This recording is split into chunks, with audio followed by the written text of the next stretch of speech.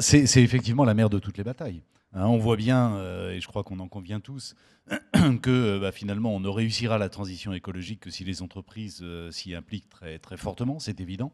Elles ne s'y impliqueront très fortement qu'en effet, qu'à la condition que leur engagement nourrisse leur performance. Hein, et autrement, on ne peut pas s'attendre à ce que les entreprises puissent s'y investir complètement. Donc c'est la mère de toutes les batailles.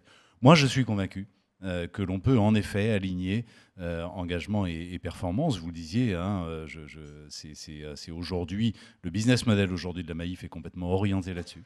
Hein, et clairement, nos engagements, notre recherche d'impact, alors on pourrait illustrer de 100 façons, nourrissent de fait la performance, et y compris la performance financière, bien sûr, de l'entreprise. C'est tout à fait clair. Juste un exemple. En 2021, la Maïf a eu son niveau de développement, connu son niveau de développement le plus élevé depuis sa création en 1934. C'est-à-dire plus élevé que pendant les 30 Glorieuses, plus élevé que pendant ces années où les choses étaient faciles, tout le monde s'équipait, achetait une voiture, etc. Pourquoi ça ?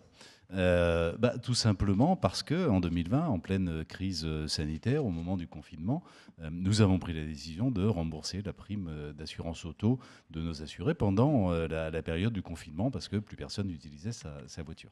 Peu importe le geste. Ce que je veux dire, c'est qu'on voit bien ce que ça provoque lorsqu'une marque s'engage, lorsqu'une marque effectivement est attentive au fond. Aussi bien, en l'occurrence, c'était à ses clients, mais c'est vrai aussi lorsque l'attention portée au monde qui nous entoure est sincère. C'est une marque, en effet, qui à la fois est plus attractive, c'est une marque employeur qui est meilleure, etc. Aujourd'hui, l'attente sociale est suffisamment forte à l'égard des entreprises pour que ça crée en effet de la performance. Le seul problème, notre seul ennemi, j'allais dire, c'est la temporalité. Évidemment, ça crée de la performance à moyen long terme.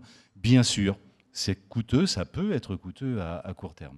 Et c'est là qu'interviennent, je crois, les politiques publiques et la nécessité d'une incitation de l'État pour favoriser l'engagement des entreprises. Alors on pourrait en parler pendant des heures, malheureusement on n'a plus le temps, mais ça passe par quoi ?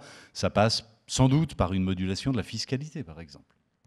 Et une modulation de la fiscalité, non seulement c'est efficace pour encourager les entreprises à s'engager, non seulement c'est éthiquement, j'allais dire, complètement évident, mais en plus c'est extrêmement pertinent du point de vue de la gestion publique, parce qu'on va éviter des externalités, donc des coûts futurs pour la puissance publique. C'est bien sûr la conditionnalité des aides publiques. C'est bien sûr l'intégration beaucoup plus importante de clauses écologiques dans les appels d'offres publics. Oui, c'est pousser les entreprises à être plus vertueuses. C'est inciter les entreprises à être plus vertueuses, et c'est créer pour elles l'intérêt de l'être plus.